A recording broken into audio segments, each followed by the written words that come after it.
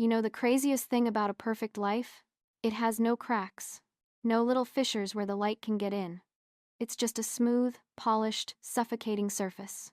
My name is Lena. I'm 32. And until about a year ago, I was the woman who had everything. At least, that's what they all said. My husband, Dominic, was a portrait of success, carved from ambition and tailored suits. At 37, he managed one of the city's most aggressive investment funds. He didn't just make money, he commanded it. He was handsome, respected, and he loved me. Or rather, he owned me. Lovingly, of course. Our apartment was on the 45th floor, a glass box in the sky that looked down on the rest of the world. Everything in it was Dominic's choice. The minimalist Italian furniture, the stark white walls, the art abstract pieces that were more about the artist's name than the emotion on the canvas. It was beautiful. It was cold. It was him. He provided. Oh, how he provided. He insisted I quit my job at the small publishing house 2 years into our marriage. Why should my wife work? He'd say, with a smile that didn't quite reach his cool gray eyes. I want you to enjoy life, Lena. You deserve to be comfortable. Comfortable, that was the word for it. I was comfortable in my gilded cage, with my designer clothes and my afternoons free for nothing. The worst parts were the parties. Networking events, charity galas, dinners with his partners. I was his best accessory. I'd wear the dress he picked out, smile when he touched the small of my back, and listen to men in expensive suits talk about market volatility and leveraged buyouts. The other wives and I would cluster together, talking about renovations and vacations, our voices a soft, meaningless hum in the background of their important world. I was dying. A slow, quiet, comfortable death. That's what I told myself anyway. It was the story I needed to believe. The day I met Javier, I wasn't supposed to be there. I'd told Dominic I was going to a yoga retreat for the afternoon. A lie. The first real one. Instead, I took a cab to the warehouse district, to a gritty, independent art show I'd read about online. It was everything our life wasn't. Loud, chaotic, smelling of oil paint and cheap wine, and that's where I saw it. A sculpture. Twisted metal, raw and aggressive, but from a certain angle, it looked like a figure reaching for something just out of its grasp. I stood in front of it for a long time. It's angry, isn't it? The voice was deep, with a warm, gravelly edge. I turned. He was tall, wearing a paint-splattered shirt and jeans. His hands were stained with what looked like clay and rust. He wasn't handsome in the way Dominic was. His features were rougher, his hair untamed, but his eyes were watching me. Not my dress, not my hair, me. I think it's desperate, I replied, surprising myself. He smiled. A real smile, not a polite arrangement of teeth. I'm Javier. I made the desperate thing. We talked for 2 hours. He didn't ask what my husband did. He asked what books I'd read, what I thought about the city tearing down old buildings to put up new glass towers, what music made me feel something. For the first time in years, I wasn't Dominic's wife. I was just Lena, a person with thoughts. When he asked if he could get me coffee sometime to continue the conversation, I said yes without a moment's hesitation. I told myself it was innocent. A friend, a spark of intellectual connection in my sterile life. A week later, we were sitting in a small, crowded cafe. The coffee was better, the conversation was deeper. The week after that, it was a walk by the river that ended with him taking my hand. His skin was calloused, warm. The third time we met, it was for a drink after sunset. He drove me back to my car, parking on a quiet side street. The silence in the car was thick with everything we weren't saying. You're not happy, he said. It wasn't a question. I have everything I'm supposed to want, I whispered. That's not what I asked. He leaned over, and his lips met mine. It wasn't a gentle kiss. It was searching, hungry, like that sculpture in the gallery, desperate, and I kissed him back with the same desperation. In that moment, I told myself this wasn't an act of betrayal. It was an act of survival. My life split into two. There was the world of Dominic of silent breakfasts, scheduled dinners, and the cool, sterile scent of our apartment. Life in grayscale. And then there was the world of Javier. A world of vibrant color. His studio was a chaotic masterpiece of clay dust, half-finished projects, and the smell of turpentine. We'd spend hours there, talking, laughing, making love on a worn-out mattress in the corner. With him, I wasn't an accessory. I was a muse. I became a masterful liar. Yoga classes became afternoons in his studio. Lunches with old friends were secret meetings in hidden cafes. A weekend trip to a spa was really a trip to a rustic cabin with him. My phone had two lives. My mind had two realities. I thought I was so clever, so careful. The change in Dominic was almost imperceptible at first. He had always been observant, but his observations became pointed. One evening, as I was getting ready for one of his charity dinners, he came up behind me. He was fixing his tie in the mirror, his eyes on my reflection. "That's a new scent," he said, his voice casual. "It's nice, earthy." My heart stopped. It wasn't perfume.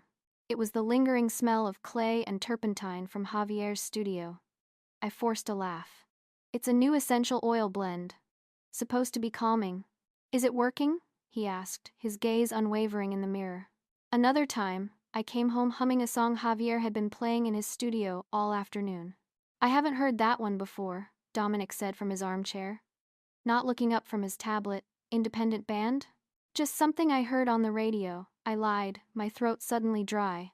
The fear started as a low hum, a background noise to the exhilarating thrill of the affair. I told myself I was being paranoid. Dominic was a creature of logic and facts. He would confront me if he knew. He would rage, he would yell. He wouldn't play these subtle, unnerving games. The real warning shot came on a Tuesday.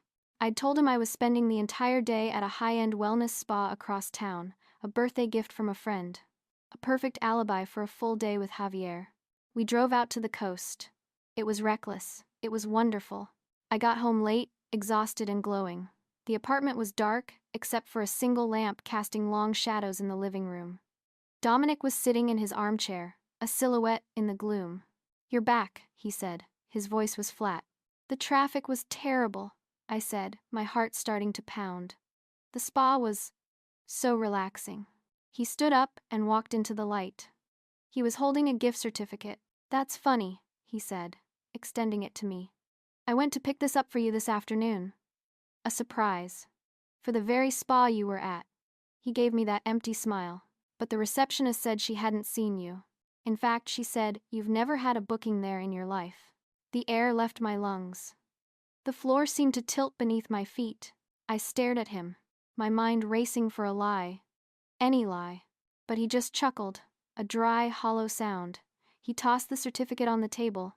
"Must have been a misunderstanding," he said, turning away. "I'm sure there's a simple explanation. You look tired, Lena. I hope your day was worth it." He walked into our bedroom and closed the door, leaving me standing alone in the shadows. There was no shouting, no accusations, just that chilling, knowing calm. I should have ended it then. I should have run. But the thought of returning to the grayscale life, to the suffocating silence, was more terrifying than his quiet suspicion. So I told myself he didn't know, he couldn't. I just had to be more careful. The silence in our apartment became a weapon. It wasn't an angry silence. It was a watchful, suffocating stillness. Dominic became the perfect husband. He was more attentive than ever, but in a way that felt like surveillance. He'd pull out my chair at dinner. He'd ask about my day, listening with an unnerving focus. He stopped asking where I was going. He didn't have to. I had the distinct feeling that he already knew. The affair with Javier felt less like an escape and more like a frantic gasp for air. The thrill was curdling into fear. Then, the punishments began. They were subtle, surgical strikes, each one disguised as an accident or a gesture of kindness. First, my credit card was declined at a boutique. When I called Dominic, his voice was smooth with concern. "That's strange. There must be a fraud alert on it. Don't worry, I'll have my assistant sort it out. Just use the debit card for now."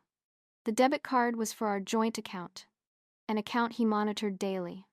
My financial independence vanished overnight. A week later, I came home to find him with my laptop. "Darling, your machine was running so slowly. I took the liberty of running a cleanup program. It should be much faster now." I checked later. My browser history, my cache, my private folders all wiped clean. He'd done it under the guise of being helpful. He started inviting my closest friends over for dinner, one by one. He'd charm them, telling them how much he worried I was getting lonely, how he wanted to make sure I was surrounded by people who cared. My friends loved it. "Dominic is so thoughtful," one of them told me. "You're so lucky." They didn't see that he was systematically occupying my time, closing my windows of opportunity, isolating me by surrounding me with his suffocating care. He was taking control of my life, piece by piece. I felt like a mouse in a maze, and the walls were closing in. The stress was unbearable. I became jumpy, irritable. One night, I couldn't take it anymore. We were sitting in the living room, the silence between us so loud it was screaming. I put down my book. "Dominic." He looked up from his tablet, his expression placid. "Yes, my love? Is there something you want to ask me?" My voice trembled. "If something is wrong, just say it." I was begging for a fight, for an explosion, for anything other than this cold, calculated torment. He looked at me for a long moment, a flicker of something unreadable in his gray eyes. Then he smiled that polite, empty smile. "Wrong? Why would anything be wrong?" he said softly. "Everything is perfect." That's when I knew he wasn't just waiting for me to confess. He was waiting for the right moment to execute me. The execution was scheduled for a Saturday, our 5th wedding anniversary. Dominic announced it a month in advance. He was throwing a party. Not just any party, but a lavish gala at one of the city's most exclusive rooftop venues. "5 years is a milestone," he said, his hand resting on my shoulder. "I want everyone to know how much I love you, how perfect our life is." The word perfect hung in the air like a threat. He insisted my parents fly in from their small town. It wouldn't be a celebration without them, he'd said. "I've booked them a suite at the Grand Hotel, my treat." My parents adored Dominic. He was the successful, generous son they'd never had. The thought of them coming filled me with a cold, sickening dread. I tried to get out of it. I feigned illness. Suggested a quiet dinner instead. "Nonsense," he'd said, his grip on my shoulder tightening just slightly. "Everyone is so excited to celebrate with us. You wouldn't want to disappoint them, would you?" The night of the party, I felt like I was walking to my own funeral. I wore a stunning silver gown he'd bought for me. I looked beautiful. I felt hollow. The venue was breathtaking. 100 of our closest friends and business associates mingled, sipping champagne, overlooking the glittering city lights. Dominic was the perfect host, gliding through the crowd with me on his arm. He'd stop, kiss my temple, and whisper, "Are you happy, my love?" His breath was cold against my skin. After the dinner course, he tapped his glass for a toast. The room fell silent. "Thank you all for coming," he began, his voice warm and steady. 5 years ago, I married the most beautiful woman in the world, Lena." He turned to me, his eyes full of what looked, to everyone else, like adoration. "Our life together has been a dream. To celebrate this journey, I've put together a little something, a video to remind us of where we started and where we are today." A massive screen descended from the ceiling, my stomach clenched. The video began. It was just as he promised. Photos from our wedding, our honeymoon in Bali, holidays with friends. Laughter and smiling faces filled the screen, set to a soft piano score. I could feel the room relax, could hear the soft ahs from the other wives. I risked a glance at my parents. My mother was dabbing her eyes with a napkin. My father was beaming with pride. Then the music faltered. Just for a second, a new image flashed on the screen, so quickly you could have missed it. It was a grainy photo, taken from across a street. It was me, sitting at a cafe, laughing. With Javier. The music resumed, but the mood had shifted. People were murmuring, confused.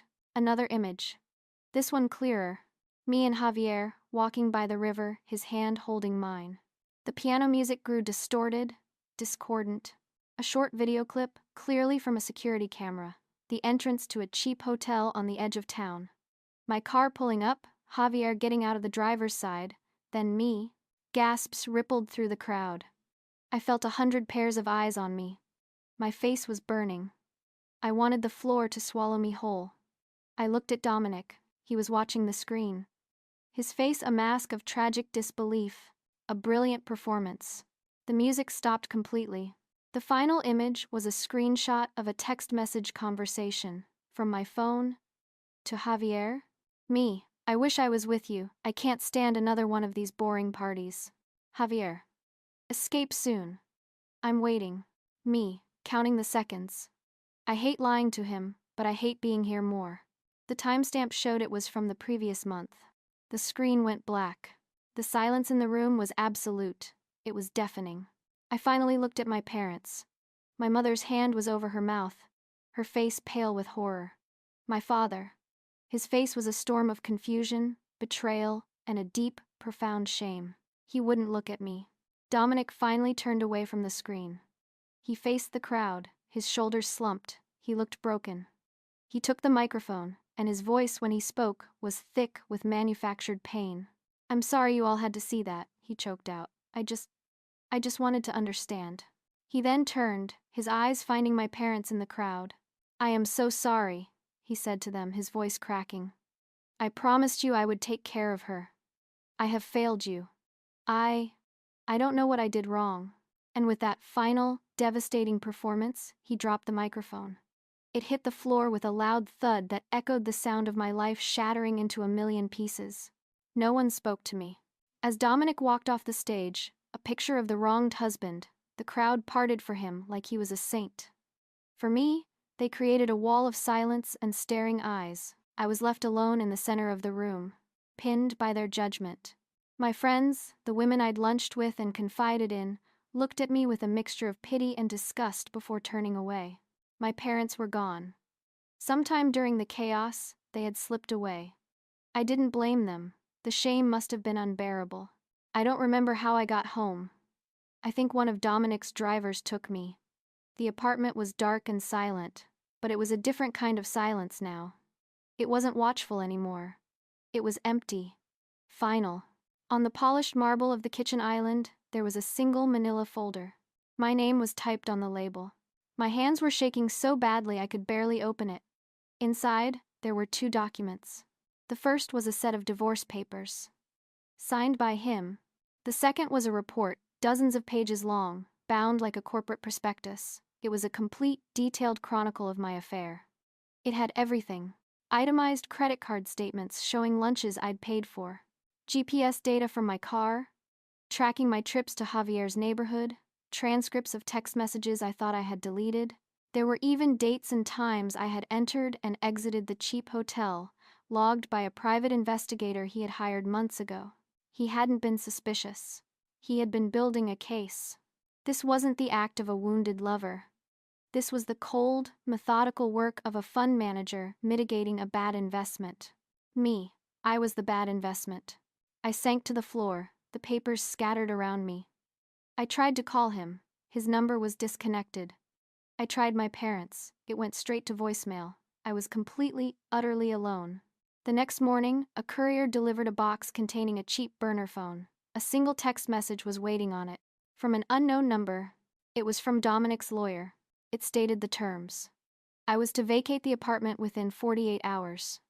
A moving company, prepaid by Dominic, would place my personal belongings in storage. I was not to try and contact him or his family. The divorce would be uncontested. I learned the final, cruelest truth through the lawyer. Our apartment, the vacation homes, the majority of the liquid assets, they were all held in a trust controlled by Dominic's family. It was something I had signed without reading during our first year of marriage, buried in a stack of financial paperwork he'd told me was just a formality. The prenuptial agreement I had signed was ironclad. He wasn't just divorcing me, he was erasing me. He left me with a small settlement from our joint savings account. It was, his lawyer informed me, a gesture of goodwill. It was just enough money to ensure I wouldn't be homeless, but not enough to maintain any semblance of the life I had known. It was enough to survive, but not to live. 2 days later, I stood on the curb with 2 suitcases, watching the movers pack up the life that was no longer mine. I tried to call Javier. His number went straight to voicemail. I left a desperate message. He never called back. My trial had been held in front of 100 people, and the verdict was delivered in the crushing silence of an empty apartment. I was guilty, and my sentence was oblivion. It's been 8 months. I live in a small, damp apartment on the other side of the city. The kind with thin walls where you can hear your neighbors fighting. My view is not of the glittering skyline, but of a brick wall. I found a job waitressing at a diner. The work is hard, the pay is terrible, and my feet ache constantly. It's an honest life, I suppose. It's also my personal hell. The story of the anniversary party spread through our social circle like a virus. I was a pariah. My friends blocked my number. I was the scandalous cautionary tale whispered about at brunch. Did you hear about Lena? Dominic's wife? So tragic. She had everything. My parents eventually started speaking to me again. My mother calls once a week. She cries mostly. She asks if I'm eating. She never mentions Dominic.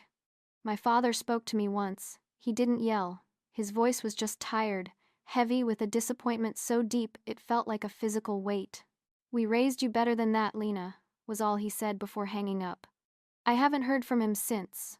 The shame I brought them in their small, gossipy town was a stain they would never be able to wash away. I found out what happened to Javier through a mutual acquaintance from the art scene. His career is taking off. He has a new girlfriend, a gallery owner who is helping him get into major exhibitions. I realized with a sickening lurch, just a chapter for him. A brief, exciting diversion before his real life began. And Dominic? Dominic is thriving. I see him sometimes. In the society pages online, he's portrayed as the tragic, resilient victim. The brilliant man who suffered a terrible betrayal but rose from the ashes with dignity. He's dating someone new now. A successful corporate lawyer. An equal. A woman who is an asset, not a liability. They look perfect together. There are nights, lying awake in this lonely room, when I hate him with a fury that scares me. I hate him for his cold, calculated cruelty, for not just leaving me, but orchestrating my complete and utter destruction. He didn't just want to end our marriage, he wanted to salt the earth where my life used to be. But then there are other nights. Quieter nights. When the anger fades, and all that's left is the cold, hard truth. He didn't destroy my life. I did. I handed him the matches and the gasoline.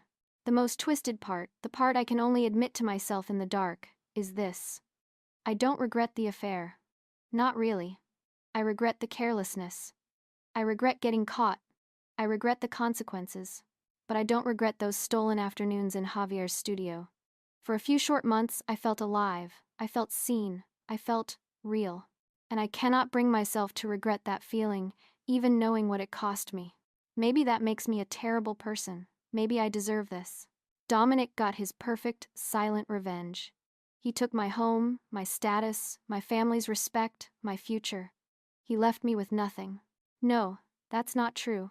He left me with the silence. A different kind. It's not watchful or cold anymore. It's an echoing silence, a vast emptiness inside me, filled only with the ghosts of what I had and what I threw away. I had a perfect life, and I burned it to the ground because I was bored. Now, all I have left are the ashes.